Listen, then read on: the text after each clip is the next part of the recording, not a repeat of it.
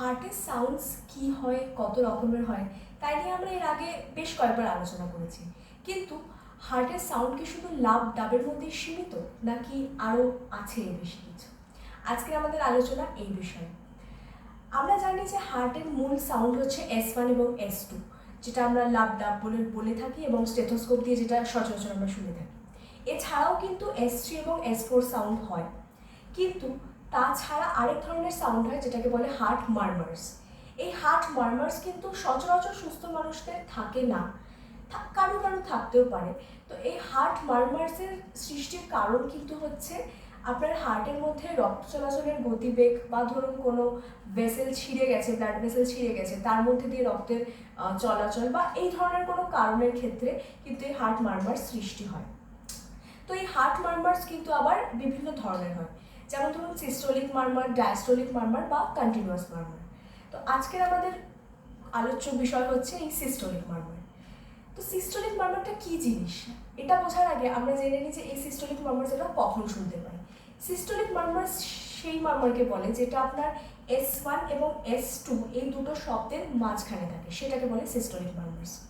তো এই সিস্টোলিক মারমার্স কিন্তু আবার বিভিন্ন প্রকারের হয়, যেমন ধরুন early systolic, late systolic, mid systolic এবং আরও বেশ কয়েকটি। তো প্রথমেই যদি আপনার সিস্টোলিক মারমার্স ধরা পড়ে, তাহলে কিন্তু সেটাকে আপনার ডাক্তার আগে এই ক্যাটাগরির মধ্যে কোন সিস্টোলিক মারমারটা আপনার সেটাতে আগে ভাগ করবে। তো প্রত্যেকটি মারমারেরই না কিছু বিশেষ বৈশিষ্ট্য থাকে, যার মাধ্যমে আমরা সেটাকে চিহ্নিত করি। তো এই সিস্টোলিক মারমার্সকে আমরা চিহ্নিত করি তার গতিবেগ, তার ফ্রিকোয়েন্সি, কতটা সময় ধরে সেটা হচ্ছে সেই টাইম, অ্যামপ্লিটিউড, পিচ এবং কোন পয়েন্টে সেটা ম্যাক্সিমাম শোনা যাচ্ছে, কোন পয়েন্টে মিনিমাম শোনা যাচ্ছে, এবং আরও কয়েকটি বিশেষ বিশেষ ক্যারেক্টারিস্টিক্সের মাধ্যমে।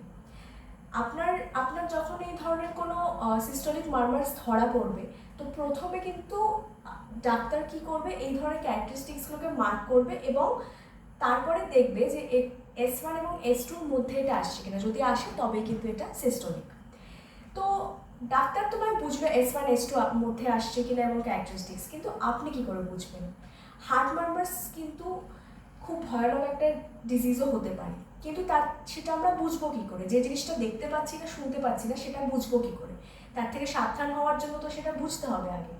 তো সিস্টোলিক মারমার্সের কিন্তু কয়েকটা খুব কমন সিমটমস থাকতে পারে, যেমন ধরুন আঙ্গুল ফুলে যাওয়া, কিংবা হঠাৎ করে ওজন বৃদ্ধি, বা ধরুন খুব টায়ার্ড লাগছে মাঝে মধ্যেই, এবং এটা যখন বাড়তে থাকে তখন কিন্তু শ্বাসকষ্ট এবং আস্তে আস্তে বুকে ব্যথার মতন গুরুতর সিমটমসও হতে পারে। তো ফেলে রাখবেন না, এই ধরনের সিমটম যদি পান তাহলে অবশ্যই যাচাই করুন যে আপনার সিস্টোলিক মারমার্স আছে কিনা।